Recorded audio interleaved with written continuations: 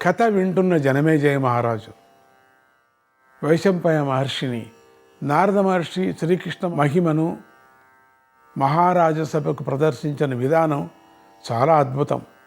నాకు తృప్తి కలగటం లేదు. శ్రీకృష్ణ మహిమను వివరించే మరో సన్నివేశం ఏదైనా చెప్పండి అన్నాడు. వైశంపాయన మహర్షి ఇలా చెప్పాడు, జనమేజయ, శ్రీకృష్ణ మహిమను 100 ఏళ్ళు వర్ణించినా పూర్తిగా చెప్పలేం. అయినా నువ్వు అడిగావు గనుక మీ తాతగారు స్వయంగా చెప్పిన సన్నివేశం ఒకటి చెబుతాను, విను. భీష్ముల వారు అంపశయ్య మీద శయనించి ఉన్న సమయంలో పంచపాండవులకే కాక అనేక మంది మహారాజులు ఆయన చుట్టూ నిలబడి ఉన్నారు. అప్పుడు భీష్ముల వారు అర్జునుడిని పిలిచి, నాయనా, నువ్వు చూసిన ఈ కృష్ణతత్వ సన్నివేశాన్ని మీ అన్నగారికి వివరించు అన్నాడు. అప్పుడు అర్జునుడు ఈ క్రింది కథ చెప్పాడు. పూర్వం ఒకసారి అర్జునుడు చుట్టం చూపుగా ద్వారకా నగరానికి వెళ్ళాడు. అక్కడ సరదాగా కొన్నాళ్ళు ఉండిపోయాడు. అర్జునుడు అక్కడ ఉన్న రోజుల్లో ఒక రోజున శ్రీకృష్ణుడు ఏకాహ దీక్షతో ఒక చిన్న యజ్ఞం చేయాలని ప్రారంభించాడు. శ్రీకృష్ణుడు దీక్షలో కూర్చున్న కొద్దిసేపటికి ద్వారకానగరంలోని పండితోత్తముడు ఒకడు, ప్రభు రక్షించు రక్షించు అంటూ అదరాబదరగా శ్రీకృష్ణుడి దగ్గరికి వచ్చాడు. పైగా ప్రభు రక్షించే అధికారం మీదే, ఎవరు రక్షిస్తారో వారికి రక్షింపబడే వారి పుణ్యంలో 4వ వంతు లభిస్తుంది అని ధర్మశాస్త్రం కూడా చెప్పాడు. శ్రీకృష్ణుడు ఆ పండితుడి వంక చూసి, పండితోత్తమ, భయపడకు, నిన్ను రక్షించడం నా విధి. నీకు ఎవరి వల్ల ఆపద వస్తుందో స్పష్టంగా చెప్పు, అది ఎంతటి కష్టమైన పని అయినా సరే నేను సాధిస్తా అన్నాడు. పండితోత్తముడు ఇలా చెప్పాడు, ప్రభువు, నాకిప్పటికీ 3 పుత్రులు పుట్టారు. 3 సార్లు కూడా పిల్లవాడు పుట్టగానే ఎవరో అదృశ్యంగా వచ్చి ఎత్తుకుపోతున్నారు. ఇక నాకు ఆ పిల్లవాడు మళ్ళీ దొరకటం లేదు. ఇప్పుడు నా భార్య మళ్ళీ గర్భవతి. ఇప్పుడు పురిటి నొప్పులు పడుతోంది. కొద్దిసేపటిలో ప్రసవం అవుతుంది కనుక ఈ మాటైనా నా సంతానం నాకు దక్కే ఏర్పాటు చూడు. పురుటింటి దగ్గర గట్టి రక్షణ ఏర్పాటు చెయ్యి, ఎక్కువ సమయం లేదు అన్నాడు. ఆ మాటలు విని శ్రీకృష్ణుడు, పండితోత్తమ, నేను ప్రస్తుతం ఒక యజ్ఞ దీక్షలో ఉన్నాను.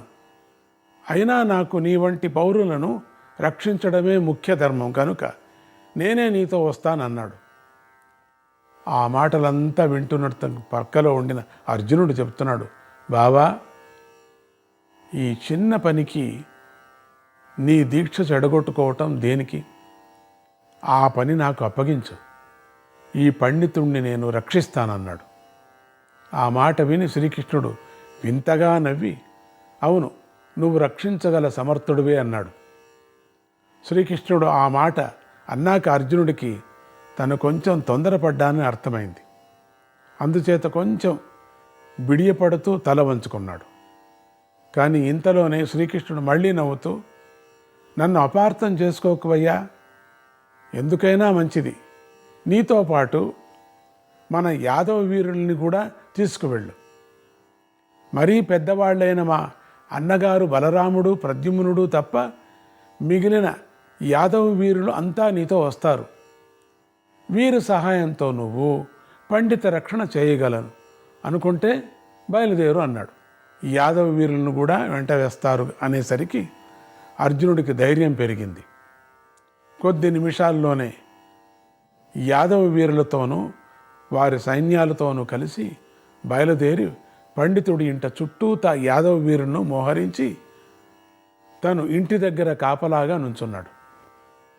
ఇంతలో అర్జునుడికి కొన్ని దుశ్శకునాలు కనిపించాయి. కొన్ని పక్షులు, కొన్ని మృగాలు క్రూరంగా అరుస్తూ అర్జునుడి ముందు తిరిగిసాగాయి. అవి అరుస్తుంటే నోళ్ళలో నుంచి నిప్పు రవ్వలు రాలిపడుతున్నాయి. నిప్పు దిక్కులు చివరలలో ఏవో మంటల్లాగా కనిపిస్తున్నాయి. ఈలోగా సూర్యాస్తమం అయిపోయింది. సూర్యుడి చుట్టూతా ఉండే ప్రాంతమంతా విపరీతంగా ఎర్రగా మారిపోయింది. ఆ కాంతి ముందు అస్తమించే సూర్యుడు కళావిహీనమైపోయాడు. ఇంతలో ఆ సూర్యపం వైపు నుంచి ఒక తోకచుక్క క్రింద పడ్డది. ఆ దెబ్బకు భూమి కంపించింది. ఈ అపశకునాలను అర్జునుడు మాత్రమే కాక సాత్యకి మొదలైన యాదవ వీరులు కూడా గమనించేశారు. అందరూ జాగ్రత్తగా ఉండండి, శకునాలు బాగా లేవు అని హెచ్చరికలు వేశారు. లోపల బ్రాహ్మడు యొక్క భార్య ప్రసవం జరుగుతోంది. ఇంతలో అర్ధరాత్రి అయింది. ఆ పండితుడు వణికిపోతున్నాడు. అర్జునుడి దగ్గరకు వచ్చి, బాబూ, ప్రసవకాలం దగ్గరకు వచ్చేసింది, ఎలా రక్షిస్తారో ఏమో అంటూ మొరపెట్టుకున్నాడు. ఇంతలో ఇంటిలో నుంచి ఆడగొంతులు ఏడుస్తూ మగపిల్లవాడు పుట్టాడు, ఎవరో ఎత్తుకుపోతున్నారు అని అరుస్తున్నాయి. ఆకాశంలో పసివాడి ఏడుపులు వినిపిస్తున్నాయి. అర్జునుడికి కానీ ఇతర యాదవులకు కానీ ఎవరు ఎత్తుకుపోతున్నారో వీసంతమంత కూడా ఎవరికి కూడా కనిపించలేదు. ఎట్లా పోయింది? పిల్లవాడిని ఎవరు ఎత్తుకుపోతున్నారు? అర్ధరాత్రి సమయం, పిల్లవాడు అరుస్తున్నారు. ఎవరికైనా అందరికీ వినపడుతుంది అరుపులు. లోపల ఆడవాళ్ళంతా అరుస్తున్నారు, పైన ఆకాశంలో చిన్న పిల్లకాయ అరుస్తున్నాడు, శిశువు. ఆ పిల్లవాడి ఏడుపును బట్టి అన్ని వైపులకు బాణాలు గుప్పించేశారు. అయినా ఏమీ ఫలితం దక్కలేదు. ఇక పండితుడి దుఃఖం కాస్త క్రోధంగా మారిపోయింది. ఆయన అర్జునుడిని నానా రకాలుగా తిట్టడం మొదలుపెట్టాడు. నువ్వేమిటయ్యా అర్జునుడు, దుర్బుద్ధి, నీకు తగుదనమ్మా అని రక్షిస్తానని ముందుకొచ్చావు కదా, కృష్ణుడితో పోటీ పడ్డావయ్యా. ఆయన బయలుదేరాడు, కృష్ణుడు రక్షిస్తానంటే ఆయన పక్కలో నిల్చొని బావా నేను వెళ్ళి రక్షిస్తానన్నావు. ఏంటి నీ విలుబాణాలు, నీ అస్త్రశక్తులు ఏమిటి?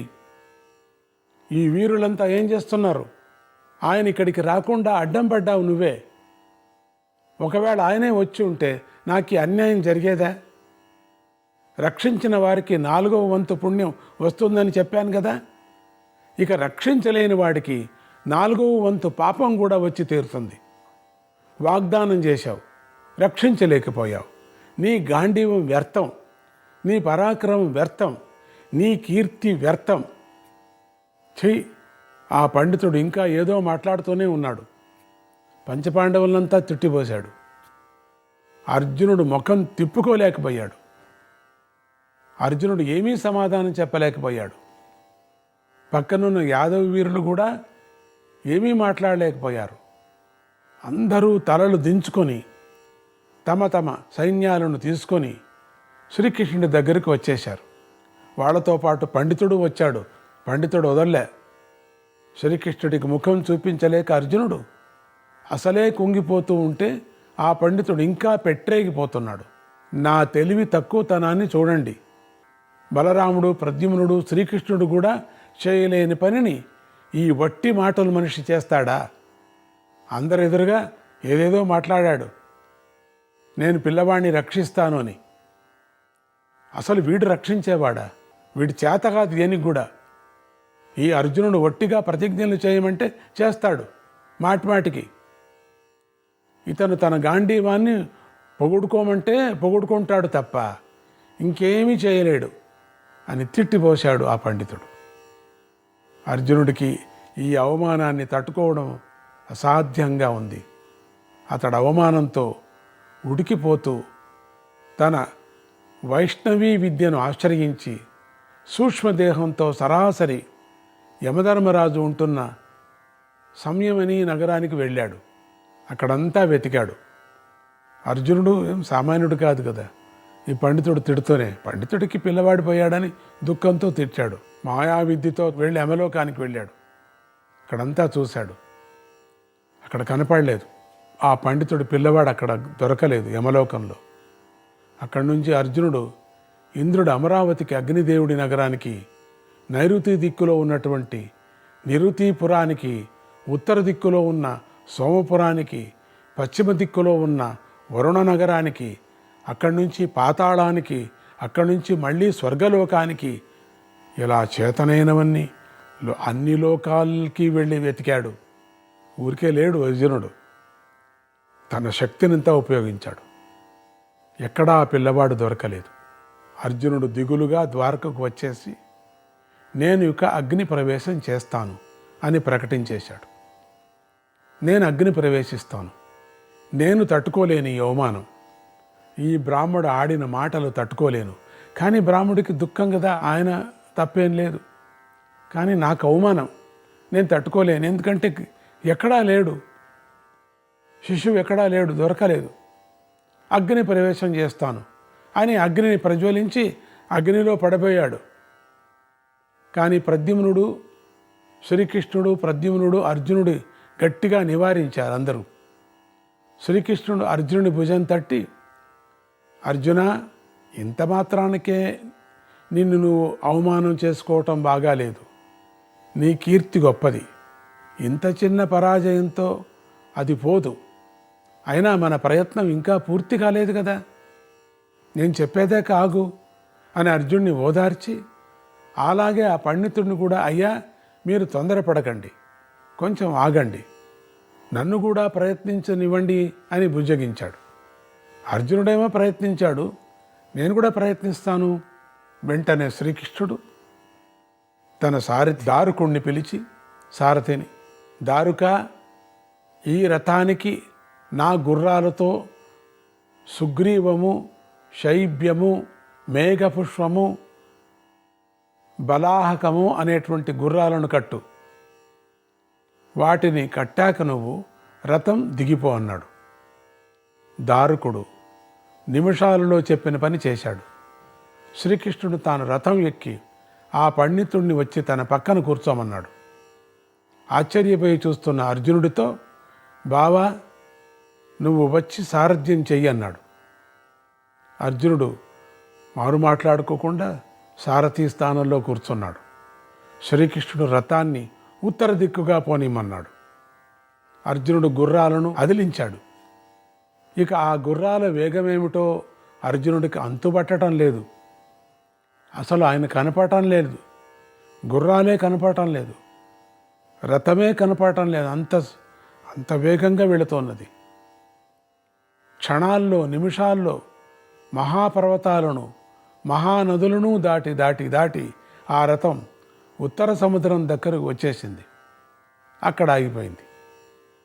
ఇంతలో సముద్రదేవుడు ప్రత్యక్షమై శ్రీకృష్ణుడికి అర్ఘ్యపాద్యాలు సమర్పించి చేతులు జోడించి, ప్రభు, నేనేమి చేయాలి, ఏమి తమ ఆజ్ఞ అన్నాడు. శ్రీకృష్ణుడు సముద్రుణ్ణి దీవించి, సముద్రా, నువ్వు నా రథానికి మార్గం ఇవ్వాలి అన్నాడు. సముద్రుడు ఇలా అన్నాడు, శ్రీ మహావిష్ణు, కొంచెం దయతలచండి. మీరు ఇలా ఆజ్ఞ ఇస్తే నేను కాదని లేను. కానీ ఒకసారి ఇలా నా జలాన్ని చీల్చి రథ ప్రయాణానికి దారి చూపిస్తే ఇక ఇతర వీరులు కూడా నన్ను ఇలాగే నిర్బంధిస్తారు. నన్ను అంతు తెలియని లోతుగా ఉండమని ఆజ్ఞాపించింది మీరే కదా. మీ ఆజ్ఞని మీరే మారిస్తే నాకు రక్షణ ఏమి ఉంటుంది? ఈ విషయాన్ని ఆలోచించి తమరు ఒక నిర్ణయం చెప్పండి అన్నాడు సముద్రుడు. శ్రీకృష్ణుడు, సాగరదేవా, నీకు భయం అక్కర్లేదు. నేను తప్పిదే మరొకరు నిన్ను ఈ విధంగా ఆజ్ఞ పెట్టలేరు. నేను కూడా ఈ పండితుడికి మాట ఇచ్చాను కనుక నిన్ను ఇలా శాసిస్తున్నాను అన్నాడు.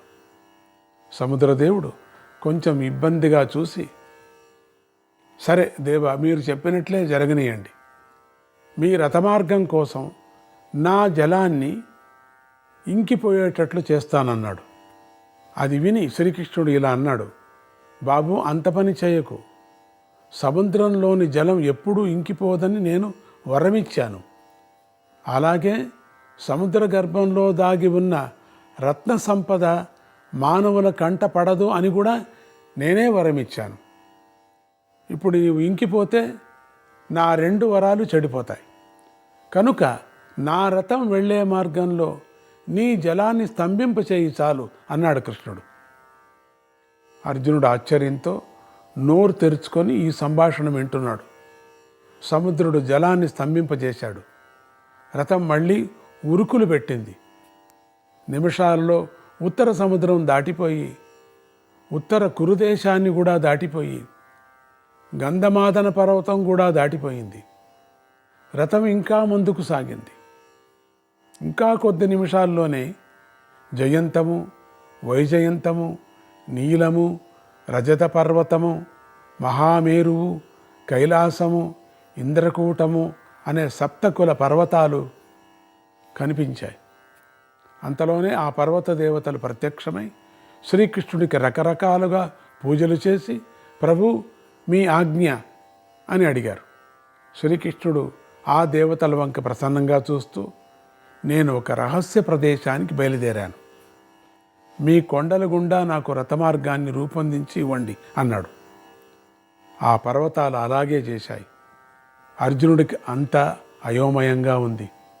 చూస్తూనే ఉన్నాడు. బెక్కర్స్ బెరగాండ్ అట్లా చూసిపోతున్నాడు నోరు తెరుచుకొని.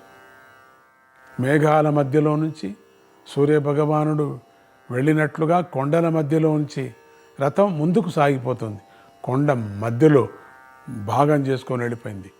క్రమక్రమంగా సప్త ద్వీపాలు, సప్త సముద్రాలు, సప్తకుల పర్వతాలు, చివరికి లోకాలోక పర్వతం కూడా దాటిపోయాయి. ఈ లోకం భూమిలోకం దాటిపోయింది. వేరే లోకాలన్నీ వెళ్ళిపోతున్నాయి. అప్పుడు అక్కడంతా గాఢాంధకారంగా ఉంది, చీకటిగా ఉంది అంట. ఆ చీకట్లో గుర్రాలు రథాన్ని లాగడం కష్టంగా ఉంది. దిగంతానికి వెళ్ళిపోయాడు రథంతో. ఆ విపరీతమైన చీకట్లు, గుర్రాలు ఆ రథం లాగటం కష్టంగా ఉంది. ఎక్కడికో వెళ్ళిపోయింది ఆ రథం. గాఢాంధకారంగా ఉందట.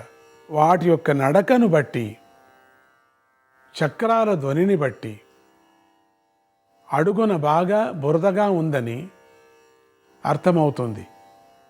అప్పటికీ గుర్రాలు కష్టపడి లాగుతూనే ఉన్నాయి. కింద ఇంకేదో సముద్రంలాగా ఉంది, ఇంకేదో చీకటిగా ఉంది.